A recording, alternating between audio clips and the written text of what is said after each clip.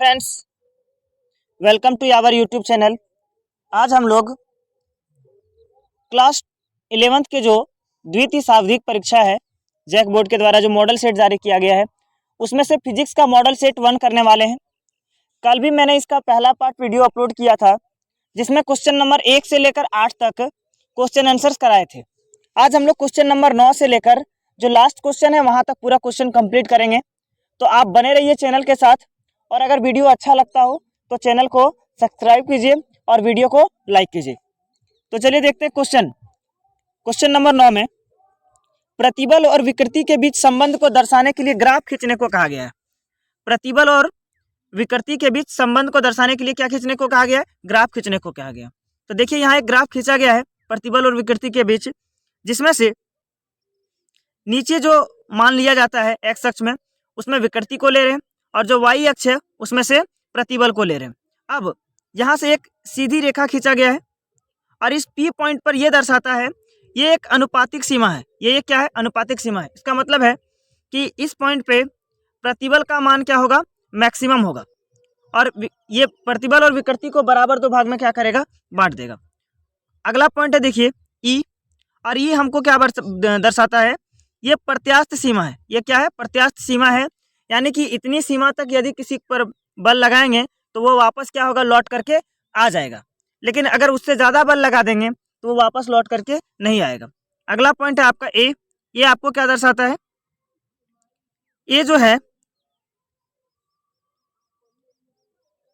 ए इसमें छूट गया है, और ए भी यही दर्शाएगा कि ए पर जाने के बाद आप प्रत्यास्थ के गुण को पूरी तरह से क्या कर देंगे? खो देंगे। अगला पॉइंट आता है बी। बी अधिकतम प्रतिबल है। ये भंजन बिंदु है। अगर यदि आप वहां तक बल लगाते हैं तो वो वस्तु पूरी तरह क्या हो जाएगा? या तो टूट जाएगा या फिर वहां से लौट के तो कभी आएगा ही नहीं। अगला है पॉइंट नंबर सी। ये विभंजन बिंदु है। ये क्या है? विभंजन बिंदु है। तो इस प्रकार इसका ग्राफ कंप्लीट होता है। अगला क्वेश्चन, किसी द्रव की बूंद के भीतर अतिरिक्त दाब के लिए व्यंजक उत्पन्न कीजिए। तो यहाँ देखिए इसमें से एक फिगर बनेगा। फिगर मैं आपको यहाँ बना के दिखा रहा हूँ। जैसे ये मान लीजिए कोई द्रव बिंदु है, इसकी त्रिज्या कितनी है? आर है। त्रिज्या कितनी है? आर है। और इसके चारों ओर दाब, अंदर भीतर जो दाब लग रहा है वो मान लीजिए कितना लग रहा है? पी लग रहा है।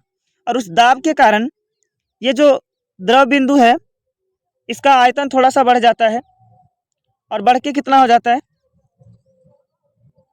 मान लीजिए यहाँ से इसकी त्रिज्या कितनी बढ़ जाती है? डेल्टा आर बढ़ जाती है।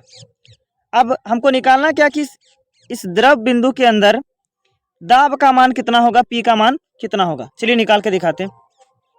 जिसमें से लिखा गया है कि माना गया एक द्रव बूंद है जिसकी त्रिज्या आर है, और उसे अतिरिक्त दाब पी लगने के कारण इसकी त्रिज्या बढ़कर कितनी हो जाती है? डेल्टा आर हो जाती है। अभी बताएं आपको, जैसे मान लीजिए इसकी त्रिज्या यदि आर है, इसमें अंदर दाब लगने के कारण इसकी त्रिज्या बढ़कर कितना हो जाती है? डेल्टा आर हो जाती है। अब इस दाब अधिक्य के कारण जो किया गया कार्य होगा उस कार्य को ज्ञात करेंगे, और कार्य बराबर होता क्या है? बल गुने दूरी। बल गुने दूरी। चूंकि कार्य को हम लोग किससे सूचित करते हैं? डब्लू से। और बल का एक और फॉर्मूला हम लोग जानते हैं, दाब गुने क्या? क्षेत्रफल। दूरी का दूरी रहने दिए। अब हम लोग क्या करेंगे? इस आर त्रिज्या वाली गोला जो है ये, इस गोले का हम लोग पहले क्षेत्रफल निकाल लेंगे। तो चलिए देखते हैं क्षेत्रफल क्या है। तो आर त्रिज्या वाली गोले के कारण जो क्षेत्रफल है वो कितना होगा आपका? आप जानते हैं गोले का क्षेत्रफल क्या होता है? 4 पाई आर स्क्वायर। और इधर कार्य का कार्य रहा, और दाब को हम लोग क्या लिख दिए? पी। और क्षेत्रफल के जगह पे क्या लिख दिए हम लोग? क्षेत्रफल के जगह क्या लिख दिए? 4 pi are square. 4 pi are square. और दूरी के जगह हम लोग, दूरी कितना बढ़ा था आपका? यहाँ से यहाँ जो दूरी बढ़ा था वो कितना बढ़ा था? डेल्टा आर बढ़ा था। इसलिए यहाँ क्या लिख दिया? Delta R. इसको नाम दे दिए समीकरण नंबर 1। अब हम लोग क्या करेंगे? इसमें चूंकि दो गोला था, एक आर त्रिज्या वाला और एक डेल्टा आर वाला। तो जब यहाँ से यहाँ तक त्रिज्या लेंगे तो ये आर और प्लस डेल आर पूरी त्रिज्या हो जाएगा। तो आर प्लस डेल्टा आर त्रिज्या वाले गोले का जो क्षेत्रफल होगा वो क्या होगा? तो 4 pi R plus del R का क्या हो जाएगा? Whole square. अब आगे देखते हैं। अब बूंद के भीतर जो क्षेत्रफल में वृद्धि हुआ है उस गोले में, उस क्षेत्रफल वृद्धि वाले क्षेत्रफल को निकालेंगे। तो डेल्टा ए बराबर जो होगा, क्षेत्रफल में वृद्धि को क्या नाम दे दिए हम लोग? यहाँ पे डेल्टा ए नाम दे दिए। डेल्टा ए बराबर हम लोग क्या करेंगे? बड़े वाले जो क्षेत्रफल है उस बड़े वाले क्षेत्रफल में से छोटे वाले क्षेत्रफल को क्या कर देंगे? घटा देंगे। तो जितना क्षेत्रफल वृद्धि हुआ होगा वो मान निकल जाएगा। तो 4 pi R plus del R का होल स्क्वायर में से छोटी वाला जो ये गोला आयतन है, छोटा गोला, उसका आयतन घटा देंगे, उसका क्षेत्रफल घटा देंगे, तो 4 पाई आर स्क्वायर। यहाँ से देखिए इसमें भी 4 पाई है, इसमें भी 4 पाई है, दोनों को कॉमन किया गया। यहाँ आर ए प्लस बी का होल स्क्वायर है और यहाँ सिर्फ क्या बचेगा आपका 4 पाई निकल जाएगा, क्या बचेगा सिर्फ आर का स्क्वायर बचेगा। अब आगे देखिए यहाँ पे ए प्लस बी का होल स्क्वायर है, इसको ए प्लस बी के होल स्क्वायर के रूप में लिख दिए, आर स्क्वायर का आर स्क्वायर रह गया। अब 4 पाई यहाँ से देखिए आर स्क्वायर और आर स्क्वायर कैंसिल हो जाएगा, बचेगा 4 पाई 4 पाई। यहाँ से देखिए यहाँ क्या बचेगा आपका, इसको आगे लिख दिया गया है, डेल आर का स्क्वायर आगे लिख दिए और सॉरी इसको गुना कर दिए, 4 पाई को डेल्टा आर स्क्वायर से गुना कर देंगे तो 4 पाई डेल्टा आर का स्क्वायर और यहाँ 4 दूनी 8, 4 pi R into del are रह जाएगा। अब आगे देखिए चूंकि डेल आर का मान बहुत कम होता है, वर्षा का जो बूंद होता है उसमें दाब के कारण जो उसका क्षेत्रफल बढ़ता है वो बहुत ही कम बढ़ता है, तो हम लोग डेल आर का मान यहाँ क्या कर लेंगे, बहुत ही कम लेंगे। तो इस प्रकार मान लीजिए अगर डेल आर का मान कम है तो डेल आर स्क्वायर का मान क्या होगा, और भी कम होगा, इसलिए जब इसका उपेक्षा करेंगे तो इसका मान हम लोग नेगलेक्ट कर देंगे, भूल जाएंगे। तो डेल्टा ए बराबर क्या बचेगा, सिर्फ इसका मान भूल जाएंगे, सिर्फ ये बचेगा 8 pi R into del are, इसको नाम दे देंगे समीकरण नंबर 2। चूंकि आप जानते हैं टी बराबर क्या होता है, डब्ल्यू बाय डेल ए, सिर्फ ए होता है, लेकिन यहाँ हम लोग डेल ए लेंगे क्योंकि क्षेत्रफल में वृद्धि जितना हुआ वही भाग ले रहे हैं, ठीक है। तो डब्ल्यू बराबर यदि मान निकालें कार्य बराबर, तो क्या हो जाएगा, ये इधर भाग में इधर गुना में आ जाएगा, टी इंटू डेल ए, इसको नाम दे देंगे समीकरण नंबर 2। अब समीकरण 3 में हम लोग क्या करेंगे, इसमें से W का मान रख देंगे और डेल ए का मान रख देंगे। तो W का मान ऊपर समीकरण 1 में आपको मिल जाएगा P into 4 pi are square into del R, और डेल्टा ए का मान अभी यहाँ पता है 8 pi R into delta R. अब दोनों को जब P बराबर ये इधर इतना गुना में इधर भागा में ले जाएंगे तो 4 पाई से 8 पाई कट जाएगा आपका 2 बार में, आर स्क्वायर से एक आर कैंसिल हो जाएगा, डेल आर से डेल आर कैंसिल हो जाएगा, इसका मतलब P इक्वल टू सिर्फ क्या बचेगा 2t बाय क्या आर। अगला देखिए 11 नंबर क्वेश्चन, बोला है कि साधारण लोलक क्या है, यदि किसी पदार्थ के भारी लेकिन बिंदु समान कण को एक भारहीन अतन्य डोरी के सिरे से बांधकर किसी दृढ़ आधार से लटका दिया जाए तो उसे सरल लोलक कहेंगे। समझिए कुछ ऐसे, जैसे मान लीजिए ये कोई दृढ़ आधार है, इसमें अतन्य कोई डोरी ले लिए, इसमें कोई द्रव्यमान ले लिए और इसमें जब इसको गति करेंगे तो इसी को हम लोग क्या बोलेंगे, सरल लोलक बोलेंगे। आगे देखिए एक साधारण लोलक के लिए आवर्तकाल के लिए व्यंजक लिखने को कहा गया, ये 1 मार्क्स वाला क्वेश्चन है, इसमें इतना पूरा डेरिवेशन करने की आवश्यकता नहीं है आपको, सिर्फ और सिर्फ आप इस फॉर्मूले को याद रखिएगा। और यहाँ फॉर्मूला क्या होगा आपका, फॉर्मूला हो जाएगा आपका यहाँ है, इस फॉर्मूले को याद रखिएगा, T equal to 2 pi by root under G by L। अगला देखिए सेकंड लोलक की प्रभावी लंबाई कितनी होती है आपसे पूछा गया। सेकंड लोलक के लिए याद रखिएगा समय का मान 2 सेकंड होता है, और अभी आप थोड़ा देर पहले पढ़े कि T इक्वल टू 2 पाई, सरल लोलक की लंबाई पूछा गया है, यहाँ जो इस रस्सी की लंबाई है L, इसकी लंबाई पूछा गया है। तो L बराबर जब निकालेंगे हम लोग तो T का वैल्यू चाहिए और G का वैल्यू चाहिए, तो सेकंड लोलक के लिए समय कितना लिया जाता है 2 सेकंड, G का मान आपको पता है 9.8 मीटर पर सेकंड स्क्वायर। अब आगे अब हम लोग समीकरण 1 का वर्क कर देंगे, तो जैसे वर्क करेंगे इधर टी स्क्वायर, यहाँ 2 था तो 2 का हो जाएगा 4 पाई आर स्क्वायर, और यहाँ पे रूट में था एल बाई जी, तो यहाँ से क्या हो जाएगा रूट हट जाएगा। अब जब इसको सॉल्व कीजिएगा एल का मान निकालिएगा तो कितना हो जाएगा टी स्क्वायर इंटू जी और बाय क्या 4 पाई स्क्वायर। अब सबका वैल्यू रखने पर जैसे मान रखिएगा तो एल का वैल्यू कितना निकल कर आएगा 0.993 मीटर। तो याद रखिएगा सेकेंड लोलक के लिए जो लंबाई होगी रस्सी की वो कितनी होगी 0.993 मीटर। अगला समतापी प्रक्रम के दौरान किए गए कार्य के लिए व्यंजक प्राप्त करना है। तो मान लेते हैं कि माना कि किसी आदर्श गैस के एक मोल का प्रारंभिक दाब P1 है और आयतन कितना है V1 है। जब इसको एक T ताप पर नियत रख देते हैं तो दाब का मान घट करके P2 और उसका आयतन भी घट कर क्या हो जाता है V2 हो जाता है। अब क्या करेंगे हम लोग, प्रारंभिक अवस्था यदि लिया जाएगा तो प्रारंभिक अवस्था में P1 इंटू V1 है और अंतिम अवस्था में क्या है P2 इंटू V2 है। प्रसारित होने से गैस में कितना कार्य हुआ है फिर से वही कार्य निकालेंगे। तो आयतन में वृद्धि कहाँ से कहाँ तक हुआ V1 से लेकर V2 तक, और आपको ये फॉर्मूला पता होगा P इंटू क्या dV। अब आदर्श गैस समीकरण अगर आप पढ़े होंगे केमिस्ट्री में तो आदर्श गैस का समीकरण क्या होता है PV इक्वल टू NRT। अब चूंकि 1 मोल हम लोग लिए हैं तो 1 मोल n इक्वल टू कितना हो जाएगा 1, n का मान 1 रख देंगे, सीधा क्या आएगा RT। यदि P का वैल्यू निकालें तो भी इधर गुना में इधर किस में चला जाएगा, भागा में, तो RT बाई क्या बचेगा V। इसको नाम दे दीजिए समीकरण नंबर 2।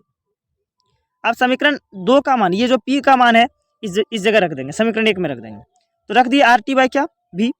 अब आगे देखिए RT यहाँ कॉन्स्टेंट है, बाहर निकल जाएगा, सिर्फ बचेगा क्या 1 बाय V बचेगा। और आपको पता है कि 1 बाय V का इंटीग्रेशन क्या होगा, क्या हो जाएगा log V, log क्या होगा V, तो log V, RT कॉन्स्टेंट है बाहर हो गया, और 1 बाय V का क्या हो गया log V। अब यहाँ एक और लाइन बढ़ेगा, W बराबर RT तो रहेगा ही, और आप जानते हैं इस V के जगह पहले अपर लिमिट को रखेंगे, V2 को रखेंगे, तो log V2 और माइनस log V1।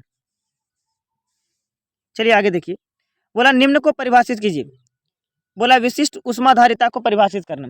तो किसी एकांक द्रव्यमान का पदार्थ का यदि ताप 1 डिग्री सेल्सियस वृद्धि करने के लिए आवश्यक ऊष्मा का जितना मात्रा होगा उसी को हम लोग क्या बोलेंगे, पदार्थ का विशिष्ट ऊष्माधारिता बोलेंगे। और इसको हम लोग किससे सूचित करते हैं, C से, और C बराबर क्या होता है Q by M delta T होता है। अब आगे देखिए, गुप्त ऊष्माधारिता, अवस्था परिवर्तन के समय स्थिर ताप पदार्थ के एकांक द्रव्यमान को दी गई आवश्यक ऊष्मा की मात्रा को हम लोग क्या बोलते हैं, गुप्त ऊष्मा बोलते हैं। अब कैलोरीमिति का सिद्धांत पूछा गया आपसे, तो जब दो भिन्न भिन्न ताप वाली वस्तुओं को परस्पर रखा जाता है तो ऊष्मा का प्रवाह उच्च ताप वाली वस्तु से कहाँ चला जाता है, निम्न ताप वाली वस्तु में।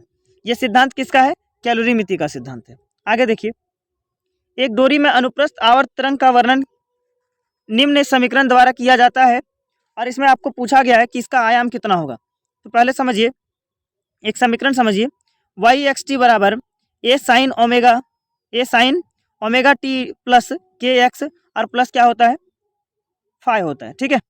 तो यहाँ a जो मान होता है उसी को बोलते हैं एम्पलीट्यूड, ओमेगा होता है उसको क्या बोलते हैं एंगुलर फ्रीक्वेंसी, और जो k होता है उसी को हम लोग क्या बोलते हैं एंगुलर वेवलेंथ, और जो फाई है उसको हम लोग क्या बोलते हैं इनिशियल फेज बोलते हैं, ठीक है। तो चलिए इसमें पूछा क्या क्या गया है हम लोग देखते हैं। पहले पूछा आयाम, आयाम को ही क्या बोला जाता है एम्पलीट्यूड, तो एक जो साइन का कांस्टेंट होगा वही एम्पलीट्यूड कहलाएगा। तो यहाँ साइन का कांस्टेंट क्या है 3, तो 3 आपका क्या हो जाएगा एम्पलीट्यूड, आयाम हो जाएगा। आगे इसकी आवृत्ति पूछा गया, तो आवृत्ति जो होता है वो टी का कांस्टेंट होता है, और टी के कांस्टेंट, सॉरी एक सेकंड, हाँ यहाँ टी के कांस्टेंट में क्या आपको दे रखा है 36 है, और आवृत्ति का फॉर्मूला आपको पता है क्या होता है 2 पाई न्यू इक्वल टू कितना हो जाएगा 36। आपसे पूछा गया आवृत्ति यानी कि न्यू का मान कितना होगा, तो 36 बाई क्या हो जाएगा 2 पाई। जब इसको सॉल्व कीजिएगा तो न्यू का मान कितना आएगा 5.73 पर सेकेंड। प्रारंभिक बिंदु पर प्रारंभिक कला पूछा गया है, यानी कि फेज पूछा गया है कितना होगा, इनिशियल फेज पूछा गया, तो जो फाइव होगा वही इसका होगा इनिशियल फेज, और फाइव की जगह कितना रखा है π/4, तो ये जो π/4 होगा यही आपका क्या होगा प्रारंभिक बिंदु का प्रारंभिक कला होगा। आगे देखते हैं, बोला निम्न के बीच संबंध को लिखिए। बोला है आवृत्ति और आयाम के मध्य, आवृत्ति और समय अंतराल के मध्य संबंध को पूछा गया। तो मान लेते कोई वृत्तीय गति कर रहा है और उसका आवर्तन काल कितना लग रहा है टी लग रहा है, और आवृत्ति कितना है उसका न्यू है, तो वस्तु द्वारा टी सेकंड में किए गए चक्कर मान लो कितना है 1, तो जो 1 सेकंड में कोई चक्कर पूरा करता है तो उसी को हम लोग क्या बोलते हैं आवृत्ति बोलते हैं। अब यदि वस्तु द्वारा 1 सेकंड में किए गए चक्कर निकालेंगे तो 1/, क्या हो जाएगा टी हो जाएगा, और इसी को हम लोग क्या बोलते हैं आवर्तकाल। अब यदि आवृत्ति बराबर निकाला जाएगा तो क्या हो जाएगा 1/t, तो ये संबंध है किसके बीच, आवृत्ति और आवर्तकाल के बीच। तरंग दैर्घ्य और प्रसार स्थिरांक के बीच पूछा गया है, ये आपको अगले वीडियो में मिल जाएगा।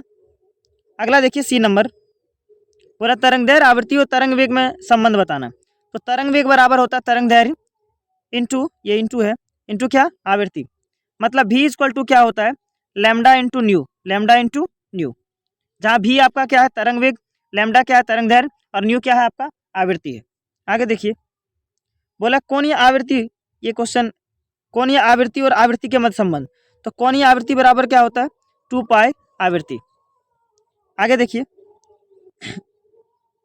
16 नंबर, बोला बर्नौली के सिद्धांत को बताएं और सत्यापित करें। बर्नौली के सिद्धांत के अनुसार किसी प्रवाह में तरल का बढ़ने पर तरल की स्थितिज ऊर्जा में कमी होती है, उस स्थान पर दाब में कमी हो जाती है। तो बर्नौली का सिद्धांत क्या कहना है, यह किस पर आधारित होता है, याद रखिएगा ऊर्जा संरक्षण पर आधारित होती है, इसमें ऊर्जा का जरा सा भी नष्ट नहीं होता है। आगे पूछा गया गुरुत्व विभव को परिभाषित करें। आप जानते हैं एकांक द्रव्यमान के पिंड को अनंत से उठाकर गुरुत्व क्षेत्र के किसी बिंदु तक लाने में जो किया गया कार्य होगा उसी को क्या बोलेंगे, गुरुत्व विभव बोलेंगे। इसका व्यंजक निकालना है। तो मान लेते हैं कोई बिंदु ओ पर m द्रव्यमान के पिंड, यहाँ से देखिए आपको फिगर मिल जाएगा स्पष्ट, कोई m द्रव्यमान का पिंड था, उसको अनंत से उठा करके किसी विद्युत क्षेत्र में गुरुत्वीय क्षेत्र में ला रहे हैं, तो उस पर जो किया गया कार्य होगा वही विभव होगा। तो हम लोग कार्य निकालेंगे, विभव अपने आप निकल जाएगा। तो चलिए देखिए, मान लेते हैं बिंदु ओ से x दूरी पर एकांक द्रव्यमान पिंड को रखा गया है और इस पर आरोपित बल निकालेंगे। ओ से लेकर इस पिंड यहाँ से यहाँ तक x दूरी पर क्या किए हैं, एक वस्तु को रखें, इस पर कितना बल लग रहा है निकाल रहे हैं। तो बल आप जानते हैं बराबर Gm × m बाई एक्स का क्या होगा, स्क्वायर। दूरी x है तो x का स्क्वायर होगा। वहाँ दूरी r लेते थे इसलिए क्या होता था, r का स्क्वायर होता था। अब चूंकि यहाँ एकांक द्रव्यमान को ला रहे हैं, मतलब जो m का वैल्यू है, द्रव्यमान जो ला रहे हैं उसका वैल्यू कितना होगा, 1 होगा। कितना होगा, 1 होगा।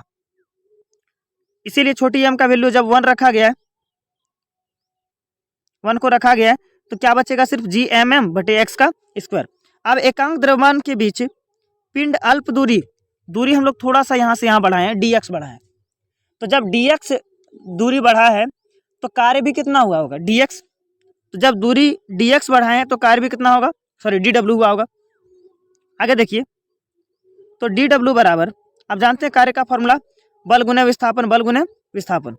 तो बल का F का F रहेगा, और चूंकि कार्य छोटा सा हुआ है तो विस्थापन भी कौन वाला लेंगे, छोटा वाला लेंगे। तो dw बराबर F का वैल्यू पता है आपको, Gmm बटे x का स्क्वायर रख दिए, इसको नाम दे दिए समीकरण नंबर 1। अब बिंदु को कहाँ से कहाँ तक उठा के लाएं, अनंत से उठा करके r बिंदु तक लाएं। तो इसका समाकलन कहाँ से कहाँ कर देंगे, अनंत से लेकर r तक। तो dw का समीकरण जब समाकलन किया जाएगा, dw की जगह मान रख देंगे Gm m बटे x का स्क्वायर इंटू dx। तो Gmm ये तो कांस्टेंट रहेगा, गुरुत्वीय स्थिरांक तो कांस्टेंट है, और जो पृथ्वी का द्रव्यमान है वो भी कांस्टेंट है, वो भी नहीं बदलेगा। तो ये दोनों बाहर हो जाएगा, सिर्फ बचेगा क्या, 1/x²। और 1/x² का समाकलन आपको पता होगा, 1/x² को ऐसे लिख सकते हैं, ये नीचे एक स्क्वायर है, ऊपर जाएगा तो क्या होगा, -2। ठीक है, यहाँ देखिए -2 लिखा भी गया। और -2 का जब समाकलन कीजिएगा तो फॉर्मूला पढ़े होंगे, x पे पावर n+1 और बाय n+1। चूँकि यहाँ पे पावर माइनस में है तो -2 + 1, और फिर क्या होगा आपका -2 + 1। जब इसको सॉल्व कीजिएगा तो फाइनल आंसर आपका आएगा v = -Gmm बाय क्या, r। थैंक यू, बस आज के लिए इतना ही। अगर अच्छा लगा हो तो वीडियो लाइक कीजिएगा और चैनल को सब्सक्राइब कीजिएगा। बहुत ही जल्दी आपका मॉडल सेट 2 भी कंप्लीट करा देंगे, कल या परसों तक में कंप्लीट हो जाएगा। थैंक यू, बस आज के लिए इतना ही।